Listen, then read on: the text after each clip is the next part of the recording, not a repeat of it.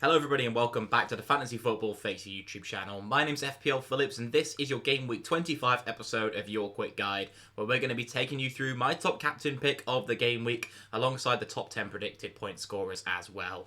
We'll then be taking a look at the upcoming fixtures and the fixture schedule that has been altered recently as well to take a look at what type of teams you should be targeting over the next couple of game weeks. So without any further ado, let's jump into things.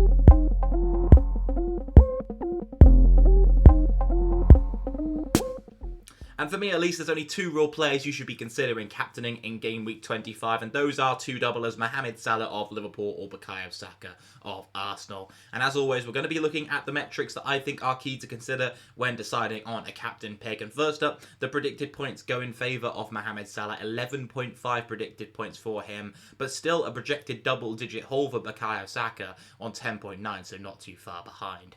In terms of line ownership as well, Bukayo Saka is actually more owned, so if bringing in Mo Salah this week, he's more of a differential than sticking the armband on Saka by the looks of things. Whether how those ownership statistics will have changed by the time we get to the actual deadline, I think a lot more people will have Mohamed Salah in their side by that point, and we'll have a look at the effective ownership when it's released on Friday on the Fantasy Football Fix website. In terms of the fixtures, it's very similar pickings. Leicester and Everton for Bukayo Saka, Crystal Palace and Wolves for Salah, both with one home game each apiece as well, so not really too much to split them there. But when we look closer at the expected goals conceded for each of these teams, the opponents that these guys are going up against, Bukayo Saka's teams that he's going up against actually look worse defensively. So on paper, the statistics both actually look better for Bukayo Saka. So Leicester and Everton, both over 1.5 expected goals conceded per 90, whereas Crystal Palace and Wolves have looked the stronger defences. In terms of expected goals per team, it's very, very tight, 1.88, only 0.02 behind Mohamed Salah and Liverpool on 1.9 expected goals for them per 90 since Game Week 17. And then the expected FPL points per individual go in favour of Mohamed Salah, so he's ahead on 6.22. Bukayo Saka, 4.86, is actually quite a significant way off going for the Egyptian king. Who would I pick as your captaincy option this week? I think it's very, very tight. If you only own one of these players, then you're going to have that decision kind of already made for you, I suppose, and you might have already skipped this section of the video. But I think both of them on penalties, both of them with very, very even statistics, with fixtures going in favour of Bukayo Saka, the stats and underlying data go in favour of really I think you have to really go for Mo Salah. That's my option. That's who I'd be going for. As I mentioned, it's pretty much a 50-50 at this point. Let me know who you'd be going with down below in the comments. I really, really can't split the two of them. I might have to just toss a coin. But as we move into having a look at the top 10 predicted point scorers overall, we can see Salah and Saka up at the top there in first and second place without too much surprise. Trent Alexander-Arnold also over 10 predicted points, 10.2 for the English right back, with Alisson the only other one predicted 10 points or more. The Liverpool goalkeeper, I think, though, is a bit of a waste of a Liverpool slot to go with him. We've then got Martin Odegaard, Robertson, Nketiah, Van Dijk, Martinelli and Ramsdale, so just a sea of Liverpool and Arsenal players making up the rest of the top 10. Robertson not too far behind Trent is an interesting thing to note. If you can't quite afford to go with the right back, then you could well pick him up. Both the Liverpool wing backs seem to get very far forward and end up attacking, very high positions up the pitch, as we've known for a while, and as always the case when Liverpool are in form, the fullbacks seem to do very well indeed. Nketiah up there over 9 predicted points will be happy for some owners who've seen that statistic and can now feel relatively comfortable keeping hold of him. However, the chances that he's getting doesn't necessarily mean he's going to be converting them in this game. It's still definitely worth holding for at least this double game week. We had to see Jesus back in any sort of competition for that number 9 spot, but there is some rumours that Martinelli may be starting up there, which might be bringing his predicted point total up to that 8 mark where it is. But having a look at the upcoming fixtures then, it's not really surprising that we saw those predicted point scorers there, but this will be more interesting, I think, the attacking and defensive fixture difficulties over the next 3 game weeks. And the reason I've not included Game Week 28 and 29 here is, firstly, that Game Week 28 is unconfirmed. It's dependent on FA Cup results that are still to come.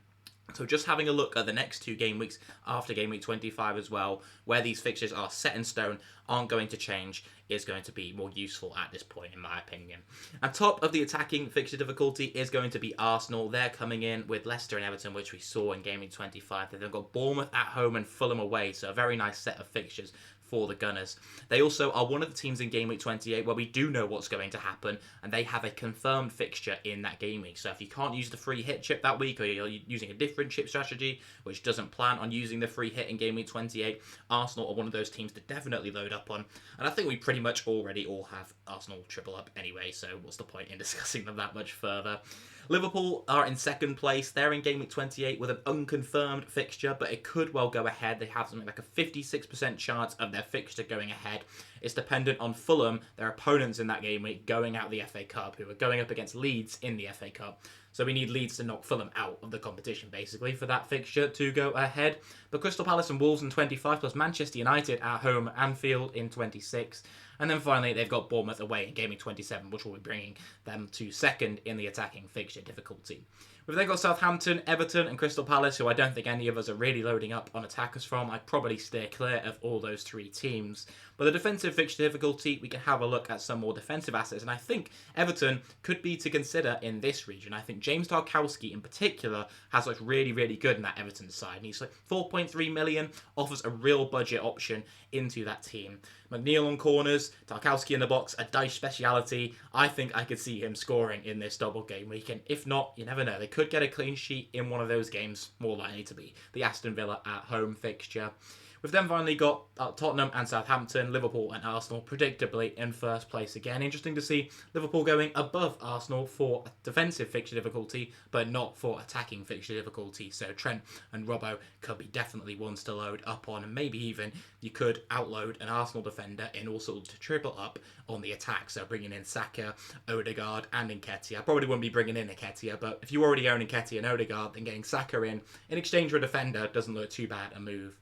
And then finally, at the bottom, Spurs and Southampton, as mentioned, wouldn't be going anywhere near either of those teams, to be honest, especially when it looks like teams like Tottenham could blank in Game Week 28. So yeah, that's going to wrap up this week's edition of the Quick Guide. Let me know what you thought of it down below in the comments. Did you find this one useful? Will we make sure to cover all the Game Week 28 and 29 stuff next week in the Quick Guide video? So make sure you're subscribed to that, to the Fantasy Football Fix YouTube channel. And for all the rest of the great content you're going to see here, we've got Eddie versus the algorithm coming up tomorrow, and it's going to be one hell of a special video with Game Week 25 being the double game week and blank game week that it is. It's going to be basically the ideal free hit team if any of you out there are considering using the chip for this game week. But that's going to wrap things up for this one. Thank you very much for tuning in, and I'll see you all very shortly. Goodbye.